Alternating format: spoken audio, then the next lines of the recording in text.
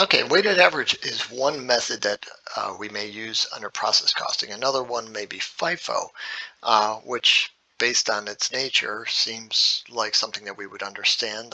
The physical flow is first in, first out, and so perhaps the cost flow should follow that as well. I'm sure you've had experience with that in financial accounting. There's some similarities in the process. That certainly we have the same five-step process, but the way it's approached is somewhat different. So we're going to walk through this right now.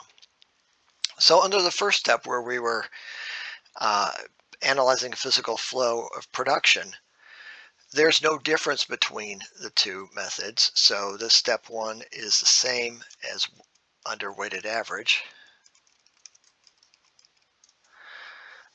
But then when we get into step two, when we calculate equivalent units, now what we have to do is what FIFO does, FIFO assumes that we complete beginning inventory, then work on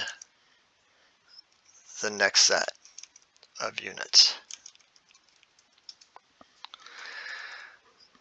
So what that would mean then is if we go back into our calculations here where we have beginning work in process, we're at a certain percentage and units completed, and of course they're 100%, and then ending work in process.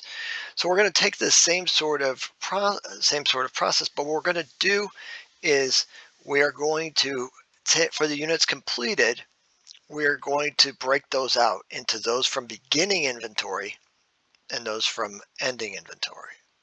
Or sorry, those that were been started during the period. So to complete, so what we want to do in terms of calculating equivalent units, we have 100 units in beginning work in process,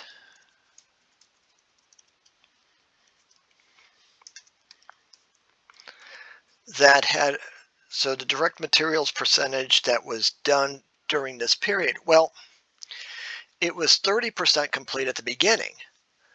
So the direct materials percentage to complete during this period would be taking 1 minus that 30% to give us what percentage needed to be done this accounting period.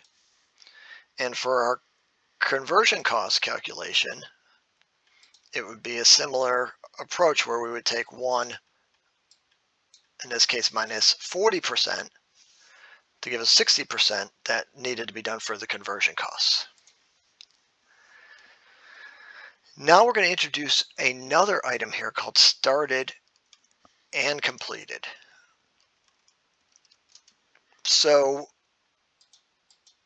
keep in mind we had, what we saw before is that we had 2,600 units that were completed and transferred out. But of those, 100 were from beginning inventory. So we want to make sure that we don't double count that.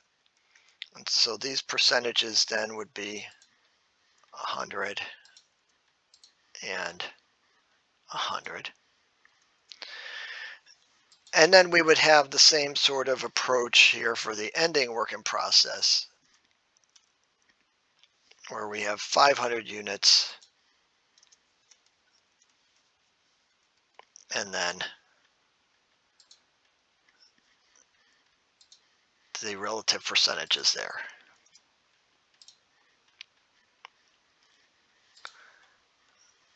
And hit enter. So when we do the equivalent units then for direct materials, it would be the same sort of approach that we did before. Of course, we could do some product if we wanted to. So we take this array and that array, and we get 2645. So basically all we're doing is taking 100 times 70% plus 2,500 times 100% plus 500 times 15%, but saves a little bit of a step there. And if we do a little bit of F4 there, then when we bring this over, we'll see that we have 2660 as the equivalent units for conversion costs.